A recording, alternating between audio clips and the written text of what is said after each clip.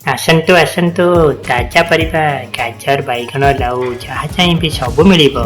ଆଜି ଗୋପାଳଙ୍କ ଘର ସାମ୍ନାରେ ଭଲ ହେଲା, ଆମେ ବି କିଛି ନେଇଯିବା ପରିବା।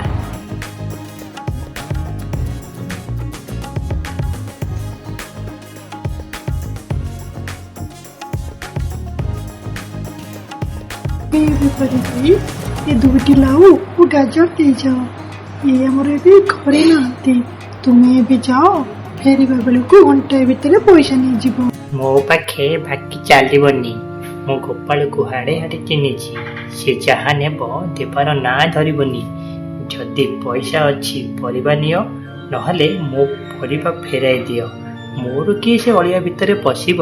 ଯେତିକି ବେପାର ଅଛି ହେଉ, ମୋର କିନ୍ତୁ ବାକି ଦେବାର ନାହିଁ।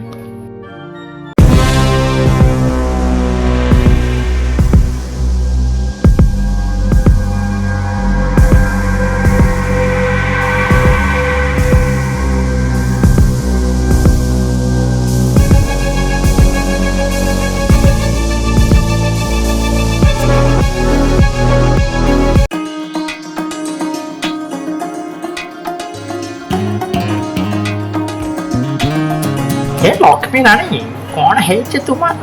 କାହିଁକି ମୁହଁଟା ଏମିତି ଶୁଖିଲା ଦିଶୁଛି? ସେ ବେପାରୀ ମତେ ଗାଳି ଦେଇଗଲା, ମୁଁ ପଇସା ଦେଇପାରିନଥିଲି ବୋଲି।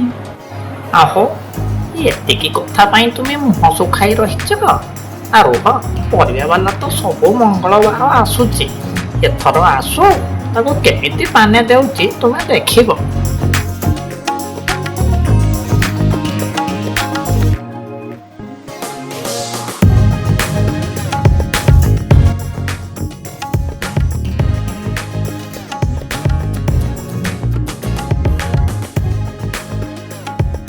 ଗୋପାଳ ଭାଇ, ପରିବା ନେବେ କି? ମୁଁ ତ ପରିବା ଝୁଡ଼ିକୁ ଓହ୍ଲାଇ ଦେଇଥାନ୍ତି ଯେ, ହେଲେ ଟିକେ ଅସୁସ୍ଥ ଅଛି। ମୋର ବାତ ରୋଗ ଅଛି, କେତେବେଳେ ବାହାରିବ କିଛି ଠିକ ନାହିଁ। ଆଜି ସକାଳେ ବାତ ମାରି ସାରିଲାଣି, ସେଥିପାଇଁ ଏବେ ଏଠି ବସି ହାୱା ଖାଉଛି। ଏ ନା ମ ଗୋପାଳ ଭାଇ, କିଛି ହବନି, ତୁମେ ଆସ, ପରିବା ଝୁଡ଼ିଟା ଓହ୍ଲାଇ ଦିଅ।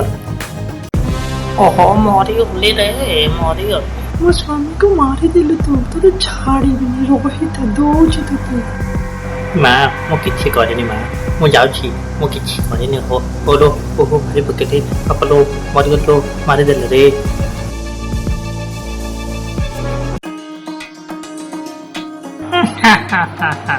ଲକ୍ଷ୍ମୀ ଦେଖିଲୁ, ଏବେ ସେ କେବେ ଆମ ଘର ନିକଟରେ ଆସିବ ନାହିଁ। ଆଉ ଯେବେ ଆସିବ ଦେଖିବ ବାକି ଦେଇକି ଯିବ।